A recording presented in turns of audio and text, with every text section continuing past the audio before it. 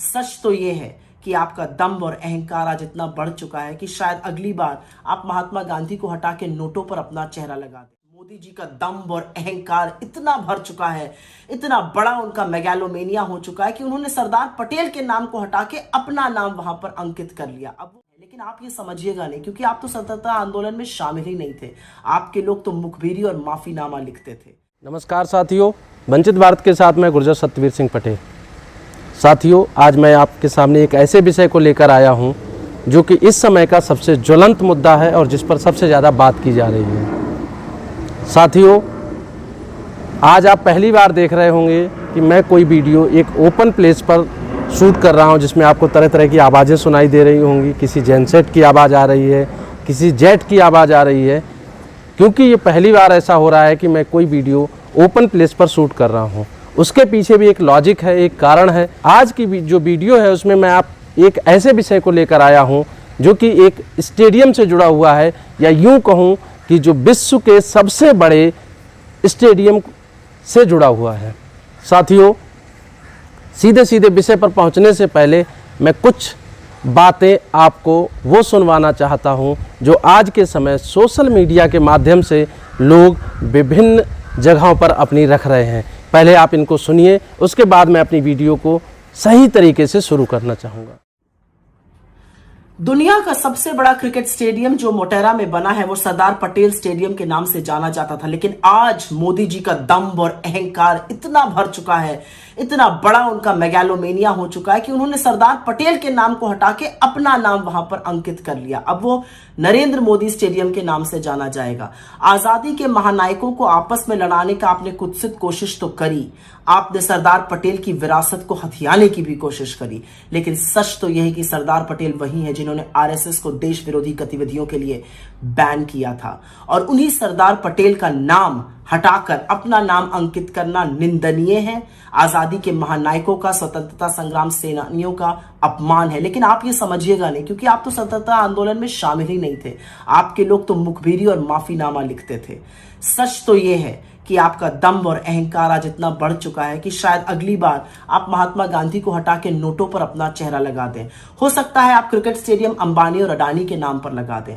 एक बात आपको और याद दिला दूं, भगत सिंह के नाम पे चंडीगढ़ एयरपोर्ट होने का प्रपोजल कितने ही सालों से पड़ा है, लेकिन आप ही के खट्टर जी और आप लोग उसको भगत सिंह के नाम पर होने नहीं दे रहे हैं। तो थोड़ी शर्म करिए। अगर थोड़ी सी शर्म बाकी है तो अपना नाम वापस लीजिए। इसकी जितनी भर्त्सना की जाए, जितनी निंदा की जाए वो कम है। सरदार पटेल वो थे जिन्होंने इस देश को पिरोया, एक सूत्र में पिरोया। आप तो सिर्फ नफरत और गंदगी फैलाना जानते हैं। सरदार वल्लभ भाई पटेल क्रिकेट स्टेडियम मोटेरा का नाम बदलना घोर निंदनीय है। दरअसल सरकारों के पास जब अपनी कोई उपलब्धियां नहीं होती हैं तो वह दूसरों की विरासत पर ही अपना नाम दर्ज करने के घृणित प्रयास करते हैं। शोषित वंचित बहुजन कमेरा समाज को अपनी विरासत बचाने के लिए संगठित होकर साझा प्रयास करना होगा। साथियों, अभी आपने इन दो महानुभावों को सुना जो कि इस स्टेडियम का नाम बदले जाने के बारे में अपना रोष भी व्यक्त कर रहे हैं और उपचारात्मक चीज़ें भी बताने की कोशिश कर रहे हैं। साथियों, मेरा वीडियो भी कुछ इसी तरह का होने वाला है और इसी तरह की मैं बातें करने वाला हूँ। 24 फरवरी को एक बहुत ही भव्य कार्यक्रम के अंतर्गत मोटेरा, जो कि गुजरात में है, अहमदाबाद में है, वहाँ एक ऐसा स्टेडियम स्थित है जो कि इस समय विश्व का सबसे बड़ा क्रिकेट स्टेडियम बन चुका है। इस स्टेडियम का नाम पहले हुआ करता था सरदार वल्लभ भाई पटेल स्पोर्ट स्टेडियम या क्रिकेट स्टेडियम। साथियों, मैं एक बात और बताना चाहूँगा कि सरदार वल्लभ भाई पटेल किसी भी परिचय के मोहताज नहीं हैं। वह हमारे देश के प्रथम गृह मंत्री, प्रथम उप प्रधानमंत्री और उससे भी ज़्यादा एक ऐसे व्यक्ति थे जिन्होंने 562 रियासतों को जोड़कर एक लोकतांत्रिक संपूर्ण भारत का निर्माण किया था। सच्चे अर्थों में कहा जाए तो उन्हें ना सिर्फ भारत रत्न, ना सिर्फ लौह पुरुष, बल्कि सच्चे और आधुनिक भारत का निर्माता कहा जा सकता है। ऐसे व्यक्ति के नाम पर जब किसी स्टेडियम का, किसी जगह का, किसी ऐसे स्थान का नाम दिया जाता है तो हमें या देश की जनता को एक गर्वानुभूति होती है, और ये होनी भी चाहिए, क्योंकि उस व्यक्ति के काम ऐसे रहे थे जिस वजह से उन्हें ऐसा सम्मान दिया गया था। साथियों, अब कारण क्या है? कारण ये है बात करने का कि आज हम इस विषय पर बात क्यों कर रहे हैं। उसका सबसे बड़ा कारण ये है कि उसी स्टेडियम, सरदार वल्लभ भाई पटेल स्टेडियम का नाम बदलकर आज के समय हमारे मौजूदा प्रधानमंत्री श्री नरेंद्र मोदी जी के नाम पर कर दिया गया है। इस पर मुझे या किसी को आपत्ति नहीं होनी चाहिए, क्योंकि ये सरकार के द्वारा किया गया है, और इस समय की स्थितियों को देखते हुए सरकार पर सवाल उठाने वाला व्यक्ति सीधे सीधे देशद्रोही साबित हो जाता है। इसलिए किसी को भी इस पर चर्चा नहीं करनी चाहिए, सरकार का ऐसा मानना है। लेकिन अगर मैं व्यक्तिगत तौर पर बात करूं या अपने चैनल के माध्यम से आप लोगों तक अपनी बात पहुंचाने की बात करूं, तो ये ज़रूरी हो जाता है कि यदि आप एक जागरूक नागरिक हैं तो आपको हर ऐसी बात को उठाना लाजमी है, हर ऐसी बात को उठाना ज़रूरी है जो कि लोगों तक सही अर्थों में पहुँचे और उसका सही अर्थ लोग समझ सकें। साथियों, मुझे इस बात पर कोई भी आपत्ति नहीं है कि प्रधानमंत्री के नाम पर उस स्टेडियम का नाम क्यों रखा गया।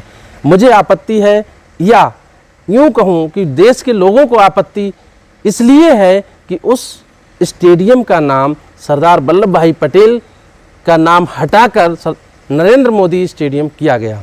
साथियों, बहुत सारी ऐसी संस्थाएं, ऐसे स्टेडियम, ऐसी सड़कें देश में रोज़ बनती हैं जिनका नाम हमारे यशस्वी प्रधानमंत्री के नाम पर किया जा सकता था, किंतु इसे क्या कहा जाएगा, इसको अलग अलग तरह से लोग अलग अलग तरीके से अपने अपने जो उनकी समझ है उसके हिसाब से बताने का कष्ट कर रहे हैं। जब इस वीडियो को आप देख रहे हैं तो स्लाइड में चल रहे इन ट्वीट्स को भी आप देख पा रहे होंगे, इन फेसबुक पोस्ट्स को भी देख पा रहे होंगे जिनमें लोगों ने ये बातें कही हैं। साथियों, एक चीज़ और आपको बताना चाहूँगा कि जब आरएसएस पर पहली बार बैन लगाया गया था, उस समय उस पर बैन लगाने वाले कोई और नहीं, सरदार वल्लभ भाई पटेल ही थे।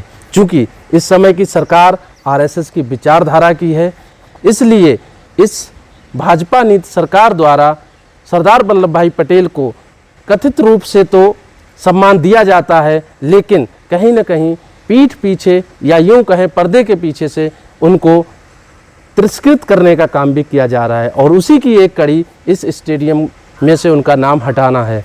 कहने के लिए भाजपा के हमारे साथी या कुछ ऐसे जागरूक लोग जो कि सिर्फ भक्त हैं, इधर उधर की नहीं सोचते, वो ये कह सकते हैं कि सरदार वल्लभ भाई पटेल स्पोर्ट्स कॉम्प्लेक्स जो है उसके अंदर एक स्थान को नाम दिया गया है नरेंद्र मोदी स्टेडियम, क्योंकि ये भी कहा गया है कि जो पूरा क्षेत्र है जो कि कई 100 एकड़ में फैला हुआ है, उस पूरे संकुल या कॉम्प्लेक्स को जो नाम दिया गया है वो सरदार वल्लभ भाई पटेल के नाम से ही है, किंतु उसके अंदर जो स्टेडियम है, क्रिकेट स्टेडियम है, उसका नाम नरेंद्र मोदी स्टेडियम रख दिया गया।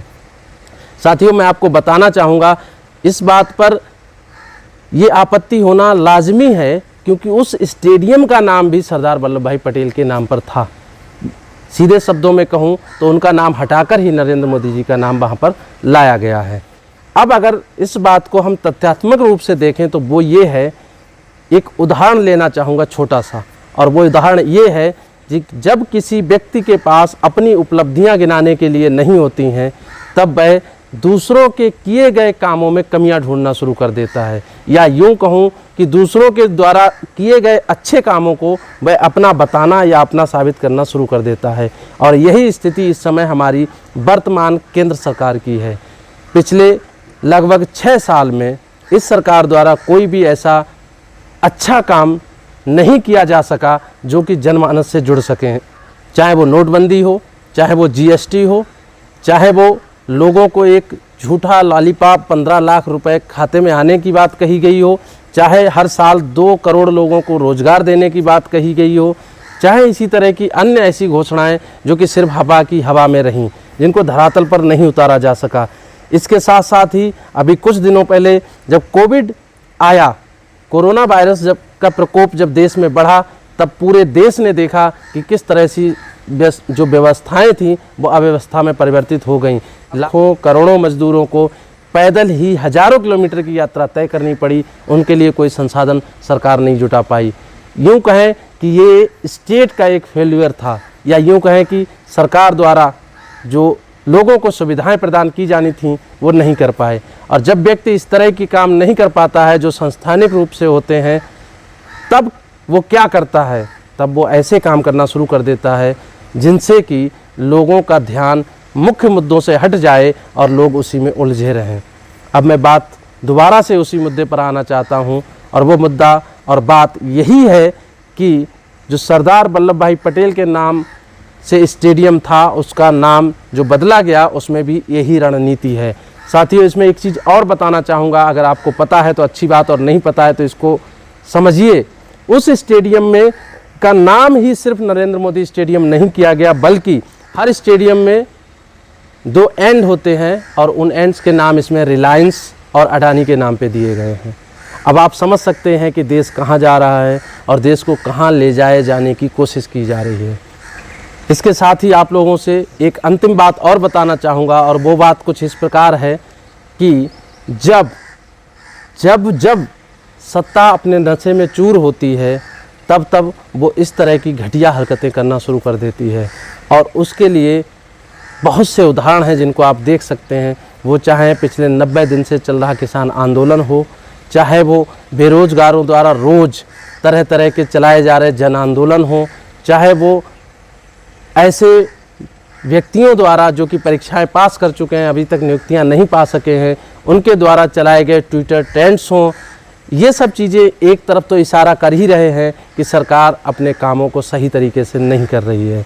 अब हमारी जो लोग सोशल मीडिया के थ्रू लोगों को जगाने का काम करते हैं, या लोगों की बातों को एक नया आयाम देने की कोशिश करते हैं, उनकी बहुत बड़ी जिम्मेदारी बन जाती है कि हम इन बातों को सही तरीके से सरकार तक भी पहुंचाएं और जनमानस तक भी पहुंचाएं। साथियों, बहुत जल्द मिलते हैं एक नए वीडियो में नए विषय के साथ। तब तक आप घर पर रहिए, स्वस्थ रहिए, सुरक्षित रहिए। जय किसान, जय विज्ञान, जय संविधान। नमस्कार। अगर आपने अब तक हमारे YouTube चैनल को सब्सक्राइब नहीं किया है तो कृपया सब्सक्राइब करें और बेल आइकन को दबाएं, जिससे आपको आने वाली हर नई वीडियो मिलती रहे।